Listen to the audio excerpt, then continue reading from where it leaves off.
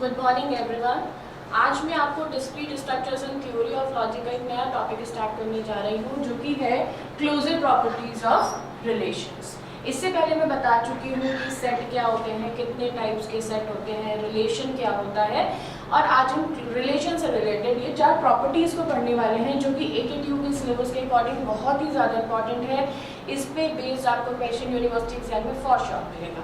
तो देखते हैं कि क्या क्या क्लोजर प्रॉपर्टीज होते हैं रिलेशंस में। तो क्लोजर प्रॉपर्टीज की जब मैं बात करती हूँ रिलेशंस में, फर्स्ट वन इज रिफ्लेक्सिव हम पढ़ेंगे, then symmetric, then transitive relation, anti symmetric relation. अगर कोई भी रिलेशन, पहले तो रिलेशन में बता चुकी हूँ होता क्या है, जो रिलेशंस डिफाइन होते हैं वो ऑर्डर्ड पेयर्स में डिफाइन होते हैं। जैसे सेट में इंडिविजुअल एलिमेंट्स होते हैं, रिलेशन में उनकी ही मैपिंग हो जाती है और पेयर्स बन जाते हैं। तो वो जो ऑर्डर्ड पेयर्स का जो ग्रुप है उसको हम रिलेशन कहते हैं। अगर कोई भी relation first property that is when reflexive को अगर फुलफिल करता है तो हम बोलेंगे कि रिलेशन इज रिफ्लेक्सिव। अगर वो सिमेट्रिक फुलफिल करता है then it is symmetric, transitive then it is a transitive relation, and if it is satisfying anti symmetric then the relation is anti symmetric. तो ये कुछ क्लोजर प्रॉपर्टीज हैं, बहुत ही ज़्यादा इंपॉर्टेंट टॉपिक है ये एग्जाम की पर्सपेक्टिव से। तो इसको देखते हैं कि क्या क्या प्रॉपर्टीज होती है। तो सबसे पहले हम लोग पढ़ने जा रहे हैं that is one reflexive. Reflexive है क्या? रिफ्लेक्सिव कहता है कि अगर सपोज हमारे पास एक सेट है ए में एलिमेंट्स है लाइक 1 2 3, एक रिलेशन है R जो कि सेट A पे डिफाइन किया गया है। अब इसमें हमारे पास कुछ भी ऑर्डर्ड पेयर्स हो सकता है लाइक 1, 1, 2, 2, 3 एंड 3, ओके। ये रिलेशन R डिफाइन है।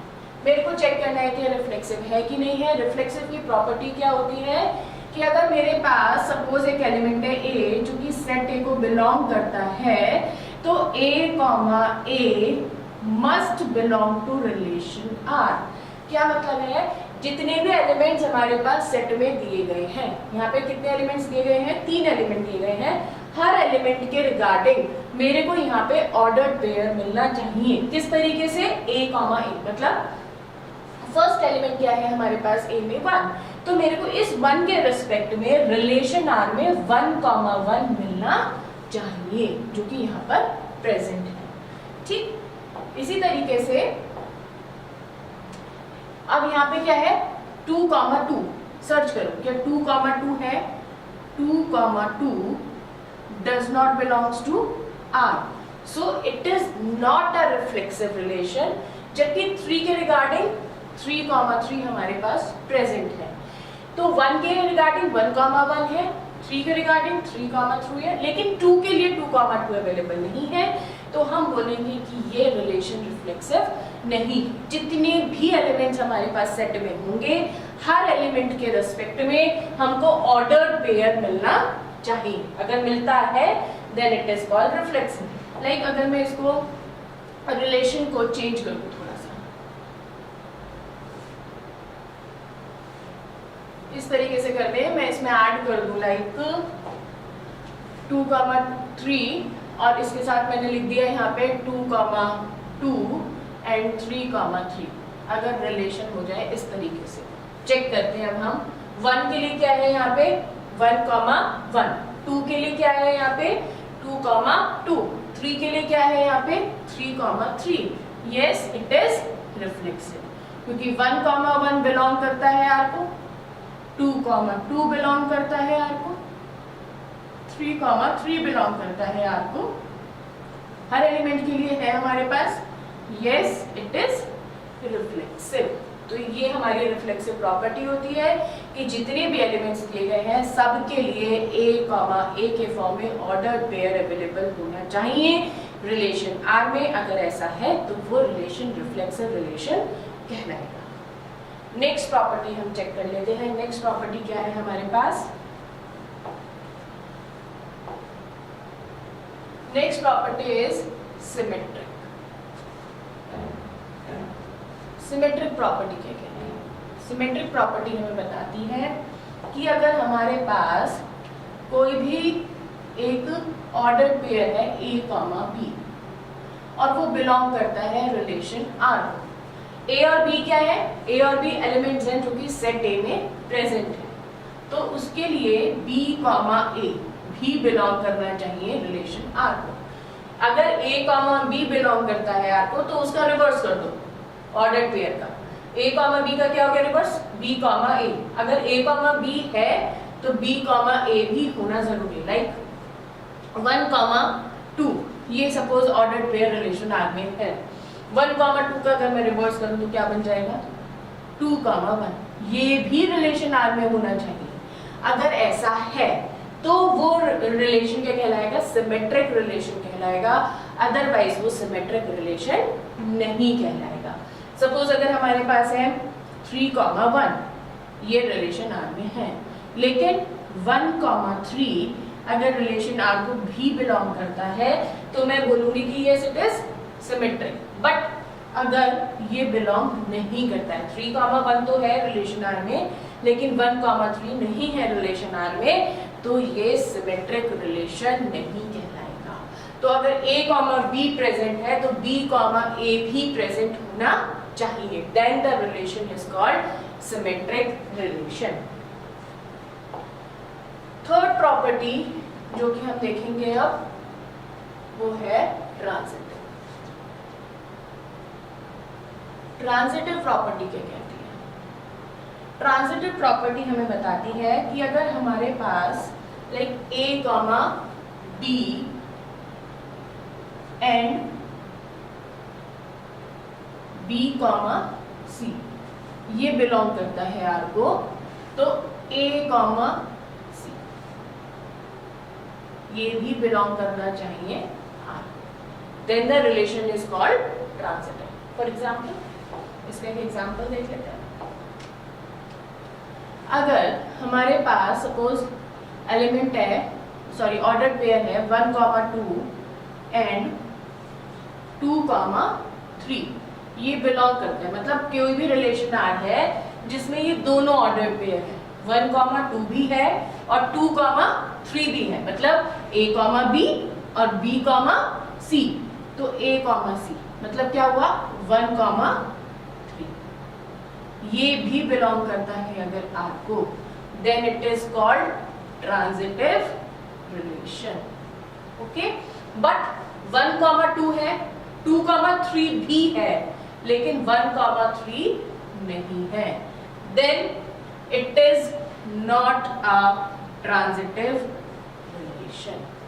तो अगर a कॉमा b है और b कॉमा c है, तब हम चेक करेंगे किसके लिए? a कॉमा c के लिए। और अगर a कॉमा c भी प्रेजेंट है then it is transitive, otherwise it is not a transitive relation. तो ये हमारी ट्रांजिटिव प्रॉपर्टी। नेक्स्ट हम चेक कर लेते हैं एंटी सिमेट्रिक।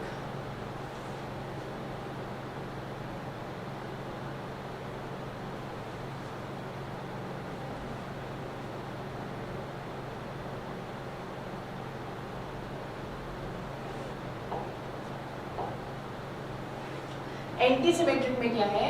अगर a कॉमा b बिलोंग करता है relation r, b comma a belong करता है रिलेशन r, बट एक कंडीशन है इस केस में। अगर देखो यहाँ तक अगर हम देखें a कॉमा b बिलोंग कर रहा है r को, b कॉमा a बिलोंग कर रहा है r को, तो ये कौन सा प्रॉपर्टी हो जाएगा? मैंने आपको सेकेंड प्रॉपर्टी बताया था सिमेट्रिक, तो ये सिमेट्रिक हो जाएगा अगर a कॉमा b है और उसका रिवर्स b कॉमा a भी प्रेजेंट है, तो it is called symmetric relation. लेकिन हम बात कर रहे हैं यहाँ पे किसकी? एंटी सिमेट्रिक की। तो जब एंटी सिमेट्रिक की बात करते हैं तो a कॉमा b बिलोंग करता है r को, b कॉमा a भी बिलोंग करता है r को, बट कंडीशन क्या है? a is equals to b, a और b क्या होने चाहिए? हमारे इक्वल होने चाहिए।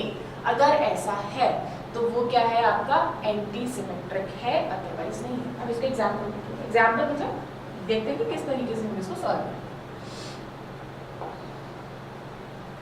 सपोज अगर मेरे पास एक रिलेशन है, एलिमेंट दिया है 1 कॉमा 1, 2 कॉमा 3 एंड 3 कॉमा 4 2,4 और 2, ये रिलेशन आर है। अब इस रिलेशन आर में देखो, चेक करो, अगर मैं बात करती हूँ कि 1,1 बिलोंग करता है आर, तो इसका रिवर्स भी क्या हुआ, 1,1, यस बिलोंग करता है। चेक करो, क्या A is equals to B है, यस 1 इज इक्वल्स टू 1 है। एंटीसिमेट्रिक सेटिस्फाई हो रही है, एंटीसिमेट्रिक है। अगला नेक्स्ट क्या है, 2,3, क्या 2,3, क्या 3,2 है, 3,2 अवेलेबल नहीं है। तो जब अवेलेबल ही नहीं है यहाँ पे 3,2, तो कंडीशन चेक करने की बात ही नहीं आएगी यहाँ पे A is equals to B है कि नहीं है, तो हम इसको बोलेंगे कि ये एंटीसिमेट्रिक है। अगर मैं इस रिलेशन को थोड़ा सा मॉडिफाई करूँ, हम इसको अगर इस तरीके से लिखें, तब देखते हैं क्या होता है। अगर मैं यहाँ लिख दूँ 3,2, इस तरीके से रिलेशन दे दो। अब देखते हैं 1,1 ये तो पहले भी चेक कर चुके हैं। 2,3 बिलोंग करता है आर को, इसका रिवर्स क्या हुआ, 3,2 क्या बिलोंग करता है आर को, यस बिलोंग करता है। क्या यहाँ पे A is equals to B है, मतलब क्या 2 इज इक्वल्स टू 3 है, ऐसा हो सकता है, नहीं हो सकता। जब ये कंडीशन फुलफिल नहीं हो रही है तो हम बोलेंगे it is not a antisymmetric relation. लेकिन अगर सपोज कर लो यहाँ पे ये हम हटा दें, अगर हमारे पास सिर्फ ये कंडीशन आ जाए,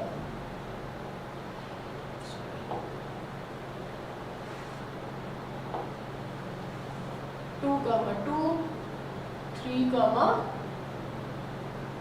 तो देखते हैं यहाँ पे क्या है।